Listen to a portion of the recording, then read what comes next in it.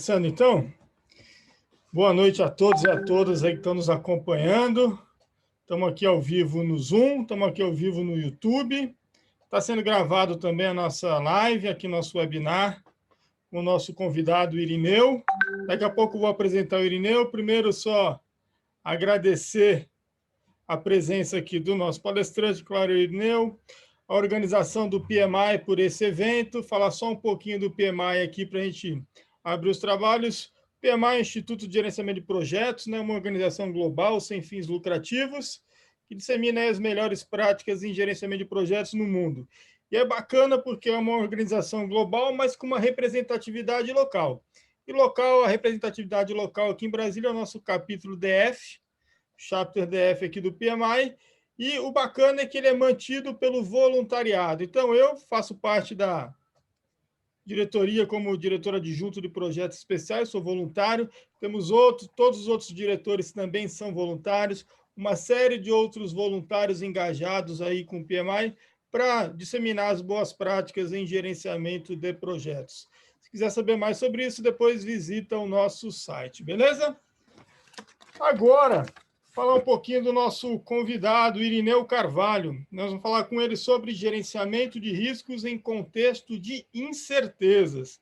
O Irineu tem uma sólida experiência em governança de organizações, segurança cibernética, gerenciamento de riscos, compliance, mapeamento de processos, faz parte aí da diretoria executiva e de comitê de auditoria a ISO, a BNT, também responsável por revisão dessas normas. Então, é um cara que sabe tudo do assunto e acho que falar de riscos, ainda mais nesse contexto de incertezas aqui que nós vivemos aí nos últimos meses, né? Quem não se interessava muito pela temática, acho que começou a abrir um pouquinho o olho, Irineu, porque a incerteza sempre nos circundou, mas acho que agora ela está mais exposta, né? Boa noite, meu amigo. Fique à vontade, a palavra é sua. Se precisar, fala com a gente, interrompe aqui, a gente vai trocando figurinhas, beleza? Legal. Boa noite a todos. Obrigado aí, Escobar, pela breve apresentação. Obrigado ao PMI pelo convite, né? Na realidade, não sei tudo, não, tá? Eu seria meio pretensioso. Eu sei alguma coisa pelas experiências de, vamos dizer assim, mais ou menos 20 anos de trabalho na área. Eu fui funcionário do Banco do Brasil até 2016, quando me aposentei. No banco mesmo, o banco empresa grande como o banco é interessante porque a gente meio que tem que se especializar, né? Não dá para a gente ser generalista. Então, acabei que entrei pela área de segurança, né? Pela segurança mais patrimonial, voltada a questões de assalto à agência, assalto à tesouraria do banco. Depois, essa segurança foi transformada para a segurança digital, quando a gente começou a disponibilizar o serviço na internet, em outros canais automatizados, e hoje a segurança cibernética é praticamente o que toma, porque praticamente 100% das transações de banco é feito dentro de um canal digital, né? Então, ela se digitalizou e os profissionais e os processos, quer dizer, a tecnologia como um todo teve que se adaptar. E com isso também os riscos, né? Quer dizer, quando o negócio muda de... Quanto lá atrás, em 90, quando eu entrei, comecei a trabalhar na área, em 90, quando a nossa grande preocupação era com sequestro de gerentes, era com explosão de tesouraria, e tiveram algumas, né? Onde ficava a maior parte do dinheiro do banco. Vocês lembram do assalto ao Banco Central? Acho que a maioria de quem está participando aqui, aliás, boa noite a todos, né? E então, esse tipo de crime, quer dizer, esse tipo de risco, ele migrou dessa situação mais patrimonial, né? Era mais ali no corpo a corpo, e migrou para o ambiente digital, né? Que é o que a gente está vivenciando hoje. Então, e com isso, todo o processo, toda a arquitetura, toda a estrutura, né? Todo investimento é muito feito hoje nessa área. E além disso, assim, como hobby, eu ainda participo lá das comissões da BNT, como bem disse o Escobar, pude dar alguma contribuição lá na ISO 31000, que é a principal referência de gestão de riscos hoje aí no mercado. Quem não conhece ainda deveria conhecer, quem atua nessa área deveria conhecer, eu recomendo fortemente. até porque depois que como é que eu engajei com essa questão da ISO, né? Eu já trabalhava nessa área de risco dentro do banco, e era mais voltado para o risco da área de tecnologia, mas eu comecei a pesquisar alguns documentos, e quando eu vi a definição do risco que estava na ISO 9000, que é mais ou menos assim, ele diz que risco é o efeito da incerteza nos objetivos da organização, tá? Então, para mim, eu achei esse conceito muito rico, eu achei ele muito abrangente. Falei, poxa, esse conceito era o conceito que eu ainda não tinha achado aqui na minha atividade. A partir de então, eu passei a engajar com os trabalhos da ISO, não só da ISO 21000, mas da ISO 27000, que fala de segurança, e todas as demais ISO que vieram depois, ligada a esses temas aí que eu estou atuando. Então, o que eu posso dizer é que realmente é um trabalho que vale a pena, ele não é um trabalho voluntariado, né? Você não é remunerado, mas te coloca praticamente à frente dos maiores especialistas, dos maiores, né? Trocar informação com os maiores especialistas do mundo, não é só do país, com relação a esse tema, né? A gestão de risco, a gestão de segurança, cibersegurança, segurança cibernética, resiliência das organizações, que agora é um tema mais atual. Então, a gente já trabalha há algum tempo com essas áreas, com esses temas, e aí a gente tem um pouco de experiência para falar sobre o assunto. Bom, o que eu diria aí mais voltado para o nosso tema? Com a questão da indústria financeira ou do setor bancário, né, como um todo, até pela importância que tem numa economia, porque não é à toa que ela está ali o dinheiro não só das pessoas, mas também das organizações, das empresas. E aí, gente, a organização aqui nesse contexto que a gente está trabalhando, pode ser qualquer tipo de organização, necessariamente não precisa ser uma empresa que vise lucro, né? Pode ser, por exemplo, uma organização sem fins lucrativos, pode ser uma editora, pode ser qualquer sociedade sem fins lucrativos necessariamente para a sua organização. A ISO trata a organização no seu contexto mais amplo, né? Por exemplo, um casamento pode ser considerado uma organização entre as pessoas, né? E então, nesse contexto, quando eu falar de organização, que necessariamente não estou falando de banco, não estou falando de grandes empresas, eu estou falando de qualquer tipo de negócio que se junta para algum objetivo. E se você tem objetivo, aí a gente começa a falar um pouquinho mais da questão do risco, né? Quer dizer, a partir do momento que você tem algum objetivo, seja o mais simples que for, até mesmo você pegar uma bicicleta, se deslocar da sua casa até o seu trabalho de bicicleta, nesse trajeto, com esse objetivo, você está envolvido com uma série de riscos. Então, a gente costuma dizer, assim, de forma geral, que para existir um risco, tem que existir um objetivo, né? E quem traça o objetivo, principalmente o objetivo estratégico, o objetivo de organização, seja ela qual for, não é a área de gestão de risco. A área de gestão de risco, ela vem depois, né? Quem traça o objetivo estratégico, quem faz o mapa estratégico, quem faz lá o tal do balance scorecard, lá onde vai estabelecer lá o que é prioridade para a empresa, onde ela vai atuar, com que quantidade de clientes, como é que vai ser o modelo de negócio. Essa discussão é feita antes, é feita lá com o corpo diretivo, é feito lá na alta direção, ou pelo menos hoje a gente vê que isso já está descendo ao nível gerencial, isso é muito importante. Então, assim, o gerenciamento de risco, a gestão de risco, as áreas de gestão de risco, elas vêm depois, né, da construção da empresa, da sociedade como um todo, e da definição desses objetivos. A partir do momento que você definiu o objetivo como esse simples que eu falei, de se deslocar de bicicleta até seu trabalho, você já tem que fazer uma série de mapeamento de risco. Por exemplo, estourar o pneu da sua bicicleta, ou você sofreu um acidente, ou acontecer qualquer outro tipo de risco, né? E você não conseguir chegar até o seu ambiente de trabalho lá. Então, a questão de risco, ela está muito inserida no nosso contexto, no nosso dia a dia. Praticamente, ela parte, né, de toda a atividade que a gente vai fazer com o objetivo. Você pode falar em risco. Risco, de forma geral, então, a gente pode dizer o seguinte, é tudo aquilo que pode te impedir de alcançar o objetivo, tá?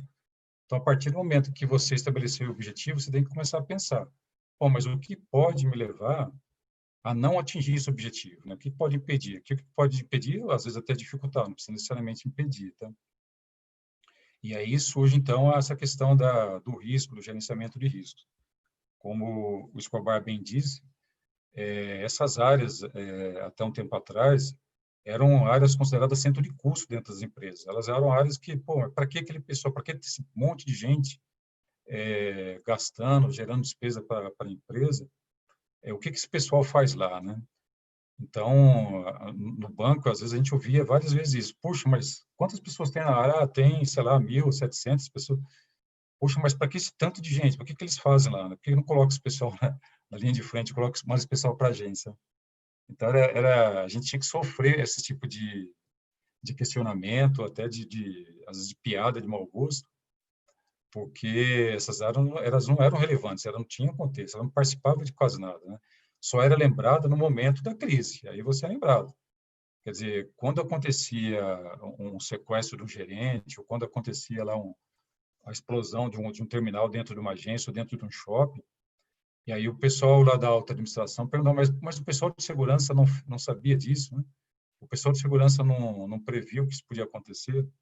Eu falei, ué, mas o pessoal de segurança não tem bola de cristal, né? A gente não opera com a bola de cristal. A gente também opera com uma série de riscos na nossa atividade, né? Uma série de incertezas que necessariamente não te dá sempre a melhor solução.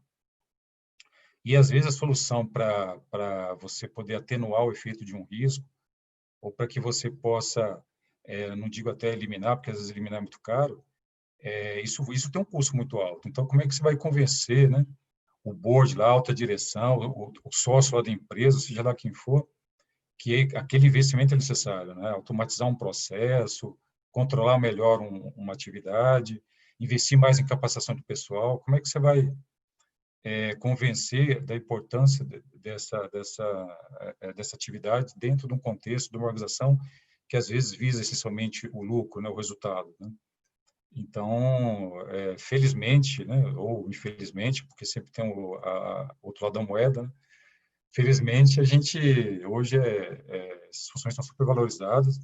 Hoje o pessoal de riscos é um profissional bastante procurado, principalmente aqueles que estão mais ligados hoje à questão de segurança cibernética, né, que está hoje no auge, né? Então, assim, e agora com a pandemia, né, foi interessante. Eu não sei como é que foi na empresa de vocês, na organização que vocês trabalham, mas atualmente eu trabalho numa empresa do banco, que aliás, até quando eu fui convidado aqui, o Matheus me pediu para falar sobre o case lá da BB Tour. A BB Tour era uma empresa que praticamente fazia compra de passagem e reserva de hotel para o banco.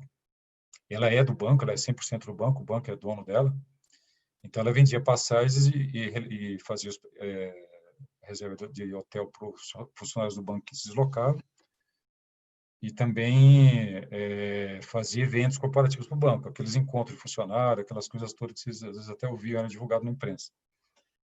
E a BB Tour, eu falei assim, eu pensei, poxa, mas eu vou falar da BB Tour, porque, gente, é muito interessante isso. Acho que na experiência de vocês podem também depois compartilhar aí pelo Zoom, mas enquanto você tem um banco, né, que é extremamente exigente com isso, é extremamente supervisionado, existe uma regulação bancária, um supervisor, que fica praticamente o tempo todo em cima do banco, cobrando uma série de controles, cobrando que você, às vezes, leve o risco ao nível de zero, que isso é muito caro, né? A BB Tour é totalmente o oposto. Então, para mim, depois de passar pelo banco e para a BB Tour, foi um choque. Porque, primeiro, que não tinha estrutura de risco, não tinha sequer... Quando eu cheguei lá, a primeira coisa que eu perguntei para o presidente foi, presidente, quantas pessoas vão trabalhar comigo? Ele falou, olha, por enquanto, nenhuma, né? Eu falei, quer dizer que é eu, equipe, né? Eu que vou trabalhar comigo, por enquanto vai ser assim. Eu falei, puxa, aí é difícil, é complicado, né?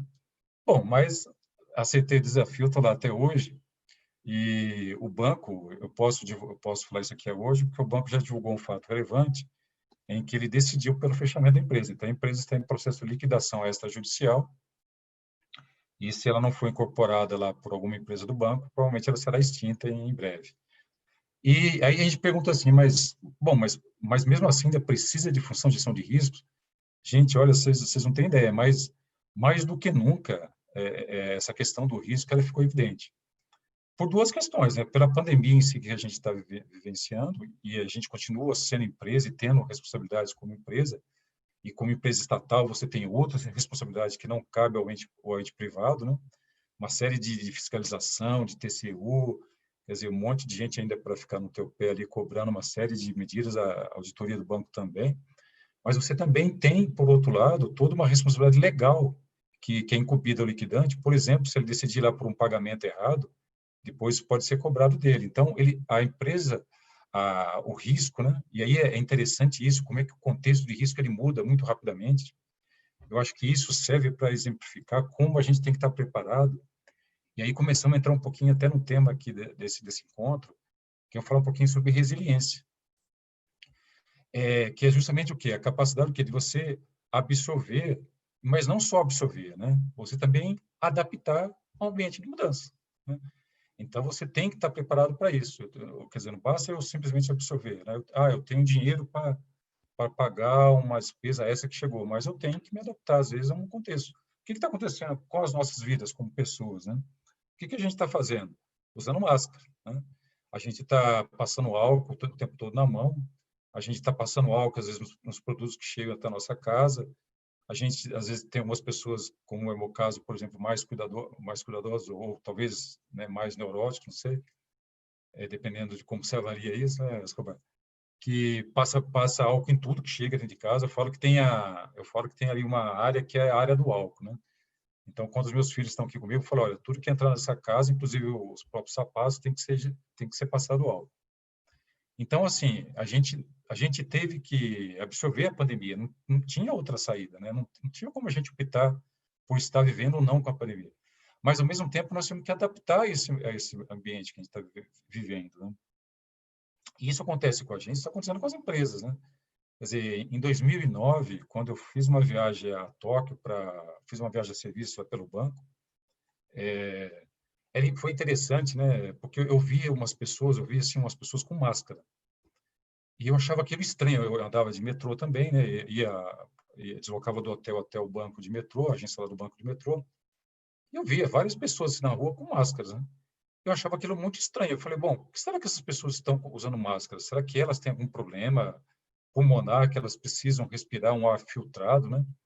Eu achava aquilo muito estranho. Aí eu perguntei para um colega lá da agência que eu estava trabalhando, eu falei, mas por que tem algumas pessoas que usam máscara? Eles falaram, olha, aqui é cultural, isso está na nossa cultura. Toda pessoa que fica doente ou que sabe que pode ter alguma doença que seja transmissível, ela mesma coloca a máscara, ela toma a iniciativa de colocar a máscara. Eu falei, caramba, gente, que interessante, culturalmente, lá no Brasil, a gente não passa nem pela cabeça de uma pessoa fazer isso, né? E hoje, né, gente, não podia nem imaginar que foi 2009, a gente está em 2020, quer dizer, 11 anos depois, a gente quase que, acho que a gente vai achar estranho, vai passar a achar estranho para a gente não precisar mais usar máscara, né? Quando a gente tiver segurança para não precisar mais usar máscara, a gente vai achar até estranho. Então, assim, tudo isso para falar o seguinte, quando a gente está falando de riscos, quando a gente está falando de risco, a gente tem que lembrar lá do primeiro item, né? Quando você vai fazer uma avaliação de risco, uma análise, você vai entrar no processo de avaliação de risco, que é o estabelecimento de contexto. Aí eu pergunto, quantos de vocês aqui que estão nos ouvindo, que está aqui conosco nesse momento, já parou para pensar o que é estabelecer um contexto, né? Ela é uma atividade primordial para você poder iniciar o processo de gestão de risco, né? De análise, avaliação e tratamento de risco. Isso, muito provavelmente, a gente nem considerava, ou se considerava, era de uma forma bem rudimentar. Então, hoje, as empresas estão cada vez mais tendo que estabelecer o contexto, quer dizer, onde ela vai atuar, com quem ela vai atuar, de que forma ela vai atuar, quem vai participar da cadeia de suprimento, né? Porque não adianta uma montadora estar querendo produzir carro se peças críticas lá do processo dela, o fabricante da peça não está operando, né? Por uma situação agora, no caso nosso, de uma pandemia, né? A gente até que trabalhava mais diretamente com esse ramo de hotéis e passagens aéreas, pô, a gente está vendo a situação das empresas aéreas, está vendo a situação de hotéis aí, né? Quem comprou ação, quem investiu, qual a empresa que resolveu investir, por exemplo, numa companhia aérea, ou então investir numa rede de hotel, provavelmente teve grandes prejuízos, né? Se é que já não realizou esse prejuízo e também fechou.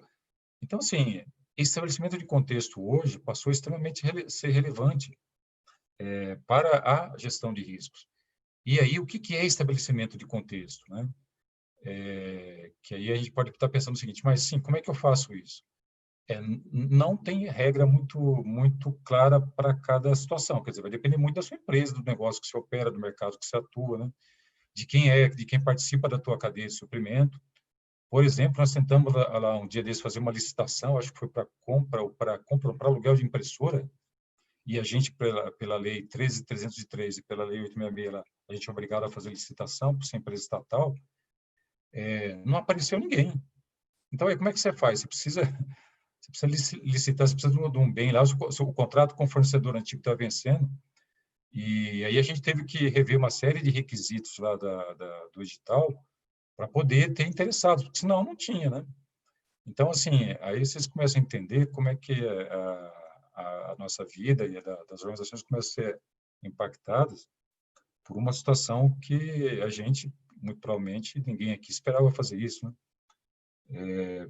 E aí tem aquela questão, né, que algumas pessoas colocam, que às vezes o presidente lá da sua empresa, ou talvez alguém lá da alta direção, vice-presidente, ou alguém lá, algum diretor, ele pode dizer, mas por que o pessoal de riscos não previu que poderia existir uma pandemia, né? Eu falei, pô, mas é sempre que eu falo, né? Na hora ruim, a gente é lembrado, né? Às vezes pode ser lembrado por bem, mas a maioria das vezes é lembrado por mal. Mas faz parte do ofício, né? Mas eu digo que a resposta mais, talvez a resposta mais, talvez melhor para isso, mais adequada, seria a seguinte: por que não tem um mapa estratégico também e não previu pandemia, né? Quer dizer, quando você estabeleceu objetivos lá, quando você estabeleceu o mercado, a quantia que você ia crescer, para quem você ia vender, para onde você ia investir em alguma outra empresa, você também não estabeleceu, né? Dentro do teu contexto lá, dentro do teu mapa estratégico, não está nada falando sobre pandemia, né? Então, assim, é só para vocês entenderem que é um papel bastante ingrato, né? Então, muitas vezes você é lembrado porque você fez, muitas vezes você não é lembrado porque fez um bom papel, e a gente diz sempre o seguinte, né? Quem trabalha na área de segurança da informação, quem trabalha na área de gestão de risco, quem trabalha na auditoria, quando ela não está aparecendo, é porque está tudo correndo bem na empresa, né? Mas se começar a ficar em evidência essas áreas, é porque a empresa realmente está tendo problemas sérios, né? Então, assim, é melhor mesmo que a gente não apareça, que a gente faça o nosso trabalho lá e assim a gente possa dar a nossa contribuição lá para que a empresa também, a saúde da empresa, da organização, possa se perpetuar, a empresa possa ser perene, os seus objetivos possam ser atingidos e com isso também a gente possa ter lá os nossos salários, né, os nossos benefícios pagos regularmente. Escobar, quer colocar alguma questão? Querida, deixa eu Quer primeiro fazer uma provocação? fazer uma parte aqui, fazer uma correção, que no começo eu deveria ter dito que eu estou monitorando o chat, e a interação da Certo. equipe, da galera aí pode ser com o chat, eu vou aqui consolidar, daqui a pouco a gente começa a trocar umas figurinhas sobre isso. Mas em Tá cima do legal. que você falou, Irineu, primeiro assim, eu, na iniciativa privada, como empregado da Brasil Telecom, fui cliente da BB Tour até 2009, viu? Ah, Gostava é? Que das bom. salinhas VIP que a BB Tour tinha nos aeroportos para nos receber. Legal. Mas a pergunta vem, até uma curiosidade, né? O fato do banco optar pela liquidação da empresa tem alguma coisa a ver com o planejamento estratégico da instituição e sair de alguns segmentos? Ou foi em decorrência dessa pandemia, por ser uma agência de viagem, de turismo, que é corporativo, mas foi um mercado que foi afetado também? Isso contribuiu para essa decisão ou não? Não, Escobar, na verdade, o banco ele tomou essa decisão já em 2018. Obviamente, ela não foi divulgada, mas a empresa, já há 3 anos, apresentava prejuízos grandes, tá? Em decorrência de uma... E aí, sim, foi muito legal você ter tocado nesse assunto, porque vai me ajudar aqui até construir uma tese, que eu acho que não é uma tese, na verdade, é um fato.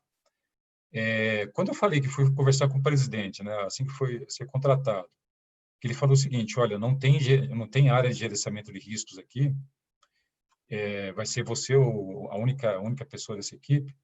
Aí realmente eu comecei, tempo depois que eu fui conhecendo o modelo de negócio da empresa, tudo, eu fui começando a conectar uma coisa com a outra. Eu falei, a BBTur é um exemplo assim clássico, talvez o exemplo mais evidente que eu vi na minha vida, né? assim, na vida prática mesmo, de o que é a falta, a inexistência de uma área de gestão de riscos, ou a ineficácia de uma boa gestão de risco, o que ela pode fazer com a empresa. Então, hoje, dentro do processo que a gente está vivenciando hoje lá de liquidação extrajudicial, a gente está descobrindo tantas falhas que ocorreram, tantas falhas operacionais, tantas decisões mal tomadas, e que aí, com certeza, mas não tem a menor dúvida, né, a certeza absoluta, que foi isso que levou a empresa a estar gerando prejuízo assim consecutivos, né, ano após ano, e cada ano mais aumentando esse prejuízo. Então, eu acho que se um dia fosse fazer aí uma tese para falar sobre esse assunto de gestão de risco, seria uma questão que eu queria abordar de forma até muito prática, né? Porque a gente vê o quão mal uma empresa pode ser afetada, né? Quão mal pode fazer para ela uma área que não tem controles adequados, uma área que não prevê seus riscos, uma empresa que não tem, né, uma gestão de risco, uma empresa que não está preocupada com compliance. Quer dizer, hoje eu não tenho assim, a menor dúvida, né? Depois de sair de uma empresa que era o oposto, quer dizer, era um investimento altíssimo em gestão de riscos, em segurança da informação, porque o bem que está lá é um bem bastante visado por bandido, né? Então, hoje eu não tenho a menor dúvida que a inexistência de uma função, de uma séria condução, uma séria estrutura, processos, sistemas voltado a gerenciar risco, a mapear riscos, a avaliar riscos, a tratar riscos, foram que levaram essa empresa à situação que ela está hoje, né? Então, infelizmente, quando eu cheguei, já não tinha muito o que fazer, né? A decisão, eu entrei lá em 2017, a decisão foi tomada em 2018. E não era o Irineu que ia lá em um ano, né? Mudar toda uma cultura, mudar a cabeça do presidente para investir em capacitação, envolver os gestores, porque gestão de riscos não é feito pela área de riscos, a gestão de risco é feita no dia a dia pelas pessoas que trabalham na empresa, né? Isso aí a gente é uma batalha da área de risco. Eu sei que talvez seja uma batalha para todo mundo aqui, fazer com que o cara de negócio, né, que o cara da TI, que o cara lá da logística possa dizer o seguinte: olha, quem gerencia os riscos na minha atividade, no meu processo, sou eu. Eu faço isso seguindo lá as diretrizes da área de gestão de risco, mas eu faço, né? Eu faço e levo muito a sério isso. Então, a partir do momento em que isso não existe, em que a cultura da empresa ela não está se preocupada, ela não está preparada para trabalhar dessa maneira ou pensar dessa maneira, realmente você não pode esperar que seus objetivos estratégicos serão atingidos, né? Vai ser aquele rumo incerto, né? Quer dizer, você não sabe para onde você quer ir, ou você pelo menos até sabe para onde você quer ir, mas você não, a probabilidade de você conseguir ir até lá vai ser muito, muito grande. Voltando até ao exemplo que eu dei da bicicleta, né? Deslocar da minha casa até o meu trabalho de bicicleta. O que você poderia fazer? Bom, o que pode acontecer? Bom, poderia estourar um pneu. Tá bom, mas eu posso levar levar um acessório para poder corrigir essa falha do pneu, né? Para poder tampar o buraco. Eu posso levar uma câmara suplementar, eu posso levar uma bomba de ar pequena. Ou seja, eu sempre posso tomar uma série de providências que pode não eliminar o risco. O risco vai existir, ele é inerente ao negócio, ele está lá, né? O risco do pneu furar, ele continua, mesmo levando uma câmara de ar adicional, mesmo levando uma bomba de ar, mesmo levando alguma coisa para poder consertar o pneu, esse não elimina o risco, né? Na realidade, eu estou minimizando a probabilidade daquele risco me impactar, né? Então, é muito importante, na hora que você estiver pensando em gerenciamento de riscos, quando você está, de conectar, de integrar isso com os objetivos da sua organização. Não dá para as duas coisas viver ou sobreviverem desconectadas, né? Uma não prospera sem a outra, né? O negócio não vai para frente. A gente sempre diz que o cara lá da Fórmula 1, né? Ele vai a 300, muito mais de 300 km por hora, porque ele sabe que ele tem um bom freio. Ele sabe que a hora que ele acionar o sistema de freio, aquele sistema de freio vai responder, né? E aí eu estou fazendo analogia aí com a área de gestão de riscos. O negócio ele pode avançar, ele pode ser mais ousado, né? Porque ele sabe que por trás ele tem pessoas, ele tem uma auditoria, né? Ali tem uma área de auditoria, tem pessoas capacitadas, tem bons processos, tem bons sistemas, né? Tem um bom monitoramento, tem uma boa avaliação, tem uma avaliação contínua do que pode estar acontecendo. Então, aí o negócio pode deslanchar.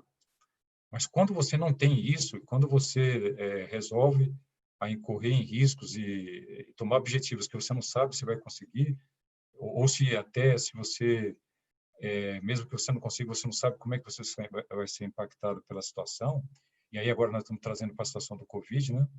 Quem que de fato poderia pensar, né?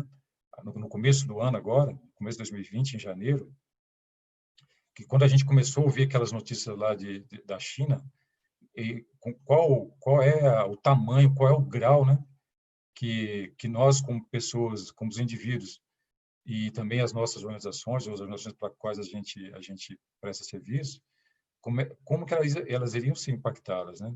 Era muito difícil, a gente não tinha passado por a experiência, a nossa geração não passou por essa experiência, a não ser alguém aí que talvez tenha vivido passado lá pela, acho que foi para a gripe espanhola, ou a gente chegou até a passar por algumas pequenas pandemias, né?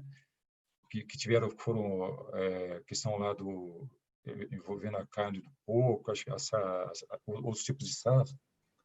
E eu lembro, acho que, não sei se o Escobar vai lembrar disso, eu lembro, a gente passou pelo bug do milênio, claro que ele vai se lembrar, porque ele milita nessa área. A gente passou, né, não tem o bug do milênio foi uma coisa fantástica, né, Escobar?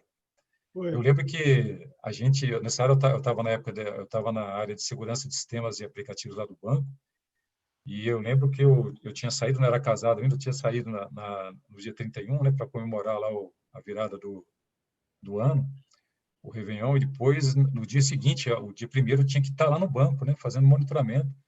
Bom, enfim, não aconteceu nada, né, mas eu tinha que estar lá. Com aquele maior sono, maior canseira lá, porque não dormia a noite inteira, né? A gente chama isso de ressaca, cara. Mais ou menos conhecido por ressaca, né? Ressaca brava. E a gente ali, né, falou, olha, vamos ver, vai acontecer alguma coisa, pode acontecer alguma coisa, cara, não aconteceu nada, né? Então, assim, parabéns, pessoal de TI, fizeram um trabalho brilhante lá e evitaram que o banco fosse prejudicado, né, e o cliente pudesse não ser atendido. Então, assim, agora essa questão da pandemia é uma questão que não, acho que se alguém colocou isso dentro de uma matriz de risco, aí alguma empresa fez isso, olha, parabéns, porque era um negócio assim que era muito, muito provável, né? E o que é pior ainda, a gente ainda vive essa pandemia, né? A gente está vivenciando. E o que ainda é pior ainda é a incerteza de quando isso vai acabar, né? Como isso vai acabar, quando isso vai acabar, o que vai acontecer, qual é o tempo, né? Irineu, Então, aproveitar para encaixar uma questão aqui, cara. A claro. Luciana Ribeiro Torres, ela colocou aqui no nosso chat, primeiro disse boa noite ela também, claro. Impressionante como ainda há empresas que não entendem que gerenciamento de risco é oportunidade de negócio também. E aí eu queria encaixar que é o seguinte, eu atualmente estou na área pública, eu sou servidor público, já passei pelo Poder Executivo, atualmente no Judiciário. Na área pública, os órgãos de controle têm cobrado dos mais diversos órgãos, das mais diversas esferas, que a gente faça uma gestão de riscos. No começo, a gente começa a fazer gestão de risco porque o órgão de controle mandou, mas isso é uma curva, vai melhorando, vai desenvolvendo a cultura. Então, hoje a gente está bem melhor do que ontem, mas amanhã a gente vai poder estar mais avançado ainda. Os seus exemplos bancários, cara, eu vejo que, assim, Acordo de Basileia, tudo isso remete a risco. Então, acho que é fácil, diga assim, fácil vender a ideia de risco para uma organização do setor financeiro. Mas os demais segmentos, cara, como é que a gente pode fazer para vender a ideia de que gerenciamento de riscos é bom, ou é uma oportunidade de negócio, ou mitiga a coisa que vai trazer ganho financeiro? Como é que eu vendo essa ideia? Qual que você acha aí, por favor? Ótima questão. Olha, de fato, tá, Escobar, a regulação, a supervisão bancária, como é uma indústria extremamente regulada, fortemente regulada, né? Isso facilita muito, isso não tem a menor dúvida, né? Quando a gente, muitas vezes, lá no começo, né, a gente tentava implantar alguma medida, alguma solução, ou seja, tudo que poderia causar um controle sobre algum processo, sobre alguma atividade, sobre algum negócio do banco, era mal visto. Ah, já vem aquele pessoal de segurança criar fantasmas, né, colocar dificuldade. Ah, já vem aquele pessoal de risco, já vê coisas que não existem. Então, assim, o trabalho também não era fácil, tá? Com o avanço, né, da supervisão bancária, principalmente que você tocou bem na questão de Basileia, o supervisor, quer dizer, no nosso caso, o caso dos bancos, é o Banco Central, ajudou, não tem a menor dúvida, né? Eles foram fundamentais para a gente avançar e para a gente chegar no grau, no nível de maturidade que a gente está lá hoje, né? Eu já não estou mais lá, mas sei, continuo falando com as pessoas lá, e sei que esse tipo de previsão ele só aumenta, ele só faz ficar cada vez mais forte. Isso ajuda muito, claro, né? Porque vem um cara de fora que tem autoridade, chega lá para o presidente do banco, chega lá para o conselho de administração e fala o seguinte, ó, ô fulano, vocês têm que implantar tais medidas, né? Senão você vai ganhar aqui um processo administrativo, quer dizer, você vai ser multado, quer dizer. Então, e a gente operava muito próximo do Banco Central. Praticamente, a gente era os olhos do Banco Central dentro da empresa, né?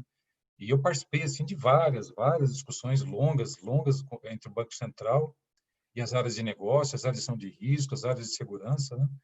E aí eu ficava assim, né, quieto muitas vezes, falando, puxa vida, tomara que aquele cara agora fale aquilo que eu queria tanto falar, o que eu tenho tentado falar há tanto tempo, mas que a nossa, às vezes, o nosso bom senso, né, porque também você depende da sua função, né, muitas vezes, e a função, às vezes, ela é relevante para a tua renda mensal, então a tua previdência, né, teu senso de crítica, ele fala, vai com calma, né? Mas quando você tem um cara de fora que não tem nada, né, que te dá essa força, beleza, aí é ótimo. Então, é verdade.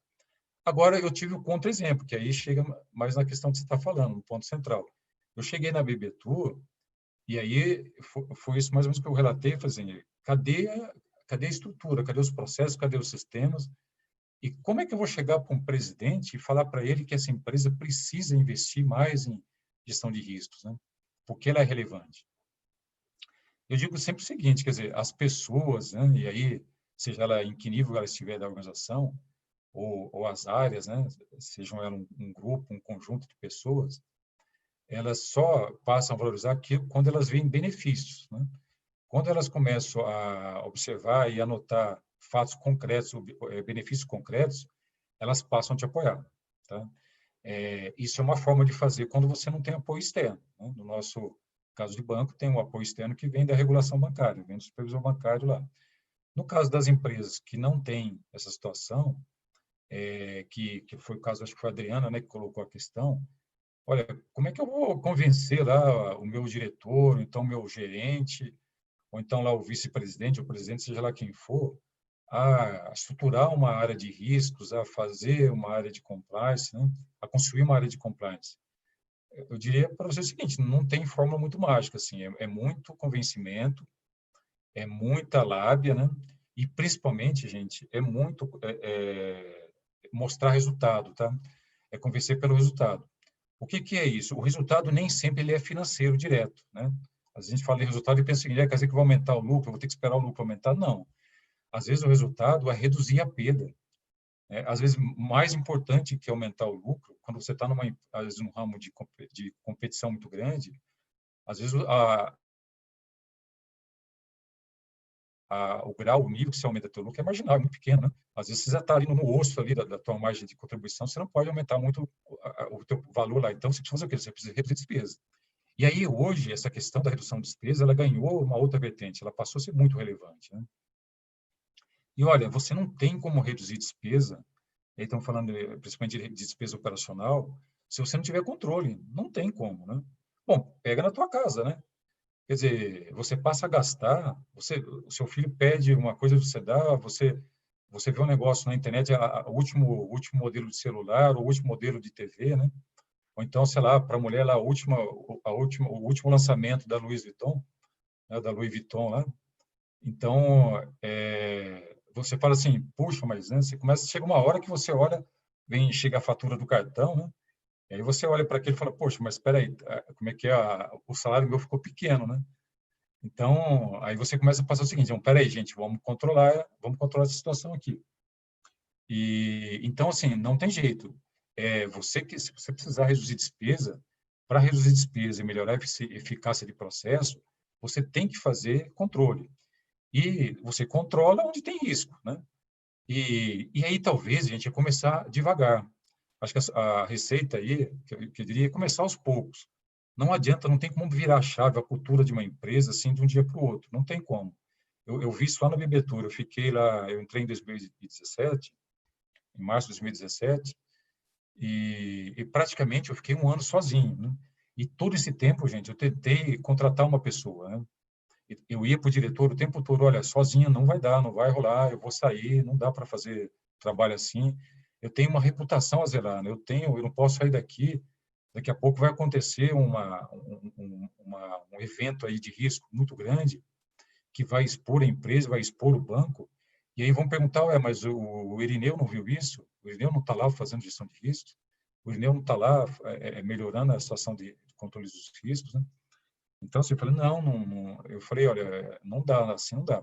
Depois de um ano, eu consegui convencer o diretor a contratar uma pessoa lá, uma menina extremamente competente, ela me ajudou bastante, assim, mas muito, ela veio da Price, veio da KPMG, e aí a gente teve que pagar mais, né, porque eu falei, olha, pelo salário que estavam querendo contratar, não conseguiria pegar uma pessoa boa, a gente teve que pagar um pouquinho melhor para contratar essa pessoa. E ela me ajudou muito. Então, assim, e quando a gente começou a deslanchar, quando os resultados começaram a aparecer com relação a menor falhas no processo, né? Aí você estabelece o que a gente chama de pontos de controle ou indicadores chaves de risco, né? Esse nome é bonito, a gente usa no banco, mas vamos ser mais simples. Indicadores. A gente começa a colocar indicadores, né, em alguns processos, principalmente naqueles mais críticos, mais relevantes, ou aqueles que possam gerar maior perda operacional, para dizer o seguinte, olha, esse controle ou essa medida que eu tomei aqui agora, às vezes até para evitar a palavra controle, porque às vezes controle remete a uma questão negativa para dentro da cultura da empresa, né? Então você fala o seguinte, olha, nós fizemos uma mudança, uma alteração de processo, ou nós fizemos uma alteração na atividade e com isso reduziu o tempo de entrega para o cliente, com isso reduziu o número de falhas chegavam lá pelo call center, né? Ou reclamações que vinham pelo cliente. Então, assim, isso é você que vai descobrir dentro da tua organização, não tem uma receita assim pronta. Mas, basicamente, o quê? Foque naqueles processos mais críticos, naqueles que podem, não às vezes levar ao maior resultado, mas a maior perda. Se acontecer um risco que se efetivar, né? Se acontecer uma falha nesse processo, o quanto isso vai representar de despesa, desgaste para a empresa. E, às vezes, o desgaste, gente, ele não é financeiro, ele pode ser de imagem, ele pode ser reputacional, né? Hoje, por exemplo, é muito séria essa questão socioambiental. Então, às vezes, a gente viu o que aconteceu com a Vale mais recentemente, voltando novamente para grandes empresas, mas a gente viu o que aconteceu com a Vale, o quanto que isso não desgastou a imagem da Vale, o quanto ela não gastou ou ela deixou de ganhar por conta daquelas barragens que se romperam. Então, assim, você tem condições, se você conhece bem, aí é importante essa questão do estabelecimento do contexto que a ISO coloca, né? A ISO 31000, estou falando de ISO aqui, é que para mim é uma coisa tão comum, mas quando eu falo ISO, estou falando especificamente da ISO 31000, que é a gestão de riscos. É que para mim isso aí é arroz e feijão, né? Então, assim, quando a ISO coloca lá dentro daquele quadrinho que você tem que estabelecer contexto, então começa por aí. O cara para gerenciar bem, o cara para fazer uma boa função de risco, ele tem que conhecer bem os processos da empresa. Ele tem que ter um conhecimento muito bom do negócio da empresa, dos objetivos estratégicos da empresa, tá? Não tem como fazer gestão de risco isolado do negócio, indiferente à estratégia, indiferente ao objetivo estratégico. Você não faz gerenciamento de risco dessa maneira. Ou até você faz, mas aí você não gera resultado, e aí você passa a ser visto como custo, tá? E aí pronto, quer dizer, a partir do momento que você não está contribuindo, ou você não está mostrando que você tem benefício a agregar para a empresa, para um processo, ou para a sua cadeia de suprimento lá, você passa a ser visto como custo. E aí, para tentar convencer que o seu trabalho é importante, que a sua função é importante, fica muito mais difícil, tá? Então, resumindo, foque nos processos, olhe o processo, olhe a estratégia da sua empresa, conheça a estratégia da sua empresa, conheça onde ela se materializa em maior grau, conheça onde pode ocorrer, às vezes, a maior perda, seja uma perda de imagem, seja uma perda reputacional, uma perda socioambiental, seja uma perda financeira também, claro, importante, né? Dói no bolso. Então, assim, mapeie esses processos, comece por eles. E aí você, devagarzinho, começa a colocar indicadores, né? Às vezes você não vai conseguir falar com o presidente, nem com o diretor, você não vai conseguir mudar a cabeça dele. Mas pudesse lá, fala com o pessoal, fala com o analista, com o assessor, fala com o gerente, né? Começa a conversar com o pessoal lá do chão de fábrica mesmo, o pessoal que está ali no dia a dia. Às vezes ele está tendo problemas lá sérios com o processo, com a atividade que ele conduz, que está levando ele, às vezes, até precisar contratar mais gente, e que se ele fizesse um bom controle, ou ele tivesse um controle em algum ponto do processo, antes de ocorrer aquela falha, ele evitaria a falha e evitaria o retrabalho, portanto, ganharia eficiência operacional lá, tá? Então, eu não sei se eu respondi aí a pergunta, a questão, a dúvida, mas acho que o caminho é por aí, tá? Ô, Irineu, tenho só um caso para contar sobre isso, e aí já vou engatar um questionamento da Vanessa aqui, cara, que ela fez pelo YouTube, mas Tá. só para contar um caso, né? Eu cheguei em Brasília em 2005, e aí eu trabalhava na Brasil Telecom, e no tempo livre fui tentar vender meus serviços de gerenciamento de projetos para uma construtora aqui em Brasília. Então fui conversar com o engenheiro, né, o chefe da obra ali no canteiro, aqui em Águas Claras. Eu moro em Águas Claras hoje, a obra era aqui em Águas Claras, na cidade satélite aqui no DF. E, cara, cheguei lá, tive que explicar qual que era a vantagem dele ter, primeiro, gerência de projetos. E aí usei a questão do risco também. Falei, cara, essa fundação da obra aqui, imagina se chove aqui, amigo. Esse negócio alaga, o que você faz? Ele, pô, Escobar, isso aconteceu 2 meses atrás, paramos 15 dias, cara. Falei, claro, meu amigo, se você tem um plano, você já pensou nisso, você sabe onde alugar bomba, quanto tempo demora para chegar, você encurta isso. E você consegue tirar benefício dessa abordagem. Mas eu não convenci ele, cara. Eu não fui contratado. Não foi por isso que a empresa faliu 3 anos depois, mas a empresa, a cultura, acho que é isso, cara. Que eu queria chegar na cultura. A Vanessa aqui, Vanessa Silva, pelo YouTube, ela falou que trabalha no agronegócio e que a maioria das empresas não tem a gestão de projetos, quem dirá de riscos. E que em algumas empresas maiores começaram a tornar uma prática, ela queria saber, quando não tem essa abertura, quando a equipe que trabalha acha que isso, igual você citou o exemplo até mesmo do banco, o cara chato do risco, é a burocracia, é mais trabalho para fazer, que não vai dar resultado, que não sei o quê. Como é que a gente introduz gestão de risco nesse contexto? Eu acho que não é só risco, né, cara? Você falou aí a questão de ter que conhecer cadeia de valor para saber qual que é o processo mais crítico, mas algumas organizações nem têm isso. Então é um passo anterior, né? Pode ter risco de imagem, acho que é por aí, socioambiental. Agronegócio trabalha muito visando exportação, então tem alguns padrões que tem que seguir. Você consegue ver alguma outra coisa de riscos para facilitar no agronegócio essa venda da Vanessa e da ideia, cara? Tá, não sei se eu entendi bem a questão, tá, Escobar, da Vanessa. Ela parece que ela atua no agronegócio, né? Atua no agronegócio e, assim, baixa maturidade na organização que ela atua, ela tem muita dificuldade em conseguir avançar com a temática de riscos nesse contexto. Tá, entendi. É o tal é o do patrocínio lá, né? Falta o patrocínio, né? Aí, Vanessa, pessoal, realmente, o Escobar, ele tocou num ponto importante, que a gente fala muito em processo, mas projeto, né? A empresa ela não se faz só de processo, eventualmente, quando ela está, principalmente quando é uma empresa que está sempre inovando ou atualizando produtos, processos, ela também atua muito fortemente em gestão de projetos, né? E é um capítulo, né? A gestão de risco é um capítulo importantíssimo dentro do gerenciamento de projetos, né? Então, as coisas estão fortemente conectadas. Então, obviamente, você se propõe a fazer um projeto. Quando é um projeto de inovação, o errar está presente, ele faz parte, né? Porque você está tentando inovar. Agora, o pessoal, por exemplo, está tentando descobrir uma vacina eficaz para o Covid-19. Então, muito provavelmente fizeram uma série de testes, investiram muito dinheiro em coisas que não deram certo, mas faz parte do processo, né? Então, o entregável desse projeto aí vai ser uma vacina eficaz contra esse vírus, né? Então, é um projeto que tem uma série de pessoas aí envolvidas, com envolvimento de bilhões aí. Agora, é engraçado que no agronegócio aí é interessante porque eu trabalhei numa instituição financeira, que é o Banco do Brasil, que ela é a maior financiadora, sempre foi a maior financiadora do agronegócio no país, né? Coisas que os bancos privados nunca quiseram se envolver muito, né? E o agronegócio, lá para o banco, na visão do banco, né? Eu vou chegar na questão da Vanessa, mas É só para falar assim, para a visão do banco é o seguinte, eu estou emprestando dinheiro, né, para uma empresa aí, para uma grande empresa, um pequeno produtor, sei lá, que vai me pagar, né? Em algum momento ele vai me pagar em parcelado ou de uma vez só ele vai me pagar. Mas os riscos, né? Você pode ter uma quebra de safra, né? Você pode ter uma pandemia, né? Estamos vivendo aqui uma pandemia. Os custos dos insumos podem ficar muito caros, né?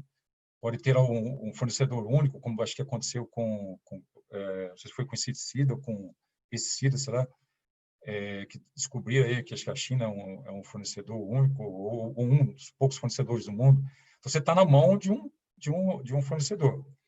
Então, como é que você faz para mitigar a dependência, né, dessa situação? Então, na visão do banco, ela é uma visão muito financeira. Ela, olha, estou emprestando dinheiro, espero que para o cara lá do outro lado, né, para o produtor lá rural, dê tudo certo, que não aconteça nenhuma intempérie lá, não aconteça nenhum um evento lá que possa fazer com que ele não me pague o dinheiro. Agora, estou me colocando aqui, meio que tentando fazer o padavanês, quer dizer, estou dentro de uma empresa de agronegócio, né? Estou aqui na empresa de agronegócio, pode ser uma empresa pequena, média ou grande, mas dentro de uma empresa de agronegócio. Aí, bom, aí depende, se você tem capital, seu capital é próprio, quer dizer, o capital é só de sócios, você não precisa de banco, ótimo, beleza, você tem recursos, você está atuando num pequeno, num produto único, você está atuando numa diversidade de produtos. Eu tô colocando isso, tá, Vanessa e pessoal, porque é muito importante, mais uma vez, o estabelecimento de contexto. Então, assim, se ela fala assim, não, mas a gente atua só no produto, a gente só planta morango, né? O único produto que a gente planta lá é o morango, ou então a uva, né? Quer dizer, você está atuando praticamente com um produto único, você está sujeito a um grande risco, né? Porque você está dependendo de um produto para gerar toda a receita que vai pagar todos os seus custos e depois as suas despesas, né? Quer dizer, então, a monocultura ela é sempre muito perigosa. Quando você atua numa diversidade de produtos, aí estamos falando, obviamente, às vezes, mais de grandes empresas, né? Ou de produtos que têm uma grande demanda mundial, né? Pega aí, sei lá, talvez o caso da soja, do café, que o pessoal, ou do próprio vinho, né? Que o pessoal, ainda mais com a pandemia agora, aumentou bastante aí, né? O Escobar deve gostar de um vinho aí também. Acho que todo mundo que deve estar tomando mais vinho nessa pandemia do que tomava antes. Então, assim, para o pessoal que produz, está sendo ótimo, né? Poxa, beleza, né? O cara que faz a cerveja lá, o cara que está plantando lá a uva, está sendo ótimo. O momento sempre acontece isso, né? Alguém está ganhando, mas alguém tá perdendo e alguém está ganhando, né? Então, assim, no seu caso, quer dizer, nessas situações, mais uma vez, tentar, de fato, vender, né? Vender o teu negócio, que chama de gestão de riscos. Ah, mas é fácil falar. É verdade, é bem fácil mesmo, né? Mas não tem nem ISO, não tem cartilha, não tem nada assim que dá uma solução mágica, né? E aí eu volto lá para o meu exemplo da Virtu, quer dizer, eu demorei um ano para conseguir uma pessoa, e olha que eu estou falando de uma empresa, gente, que tem um pai milionário, né, que é o Banco do Brasil, né, pai bilionário, né, que tem lucro de bilhões, cujo presidente também veio de lá, o presidente também conhecia a cultura daquele banco, o presidente também então assim, se com tudo isso, né, com esses fatores, eu ainda tive dificuldade para poder engatar uma gestão de risco lá. Você imagina numa empresa privada, ou numa situação que você às vezes é uma única pessoa que notou que isso é necessário, né? Ou pelo menos percebeu o valor disso, ou conhece o quanto isso é importante, quanto isso pode agregar benefício para a empresa, e você fica ali meio que falando ali, né, no escuro lá, meio que parecendo o pregador lá no deserto, né? Então, eu falo assim, olha, mas às vezes a maturidade, a cultura daquela empresa não está preparada para isso. Como muitas empresas, por exemplo, não estão preparadas para a inovação, né? E aí estamos falando agora, dessa pandemia. Quer dizer, a gente falava, e o Escobar pode com certeza reforçar o que eu vou dizer agora, essa questão da transformação digital, né? Que a indústria financeira sempre, até pelo dinheiro, tanto que lucra, né? Passa sempre, muitas vezes, ser pioneira, as grandes corporações, não é? Estou falando de empresa financeira, estou falando de empresa de automóvel também, grandes empresas de agronegócio, elas investiram, as empresas de armas, né? De armamento, elas investiram massivamente em tecnologia, né? Então, assim, para muitas empresas, a transformação digital, a transformação tecnológica não era mais questão de opção. Era questão de vida ou morte. Ou ela fazia isso, ou ela desaparecia do mercado, né?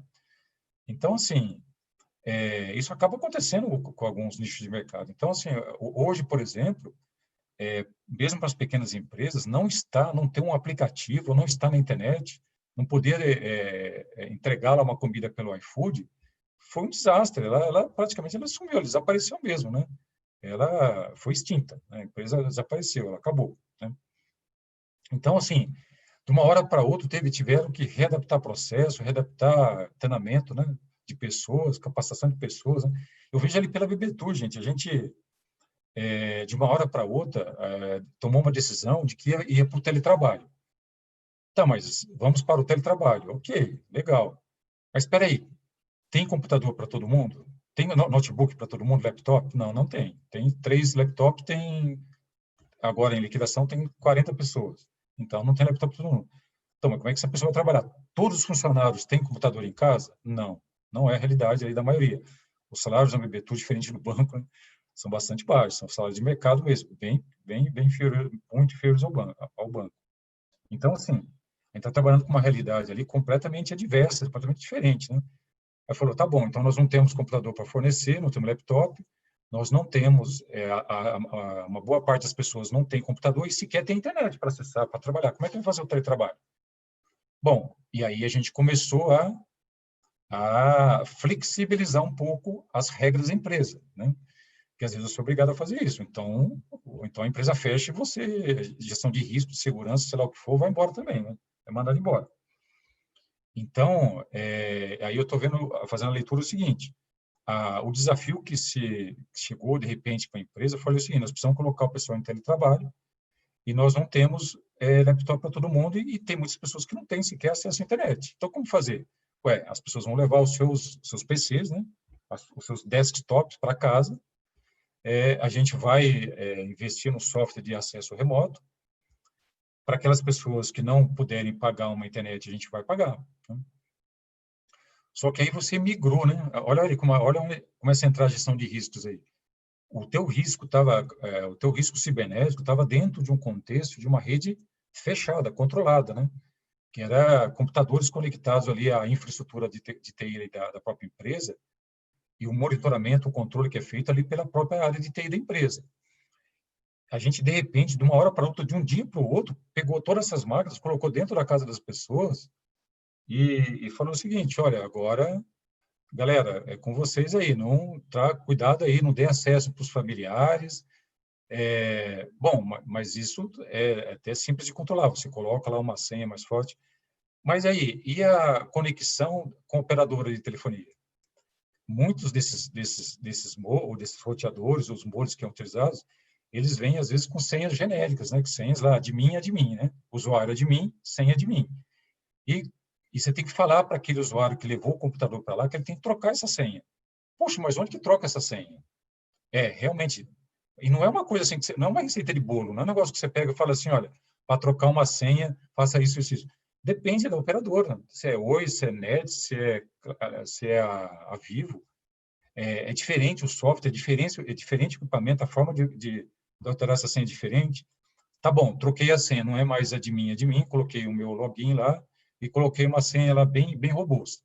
Legal, você venceu uma etapa aí do risco, você já mitigou um pouco o risco. Mas e a criptografia? Como é que é o trânsito dessa conexão sua, da sua casa, até chegar à rede da empresa, né? Ela é feita dentro de uma rede pública lá, né? Quer dizer, ou seja, está dentro da internet, né? E você ativou a opção de criptografia dos dados lá dentro do seu roteador, do seu modem? Eu nunca vi nem falar disso, eu não sei nem como é que faz isso.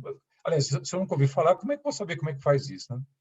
E aí, gente, a gente teve que fazer, ir praticamente na casa da pessoa, né, principalmente daquelas que não dominavam esse tipo de conhecimento, e para fazer um passo a passo ali, mitigando o risco de uma invasão na nossa rede, que para um hacker, por exemplo, né, embora esse nome está um pouco em desuso, né, hoje o mais comum é falar do cybercriminoso, né, para essa pessoa invadir a rede da bebetura, invadir a rede do banco, porque tem um bebê na frente.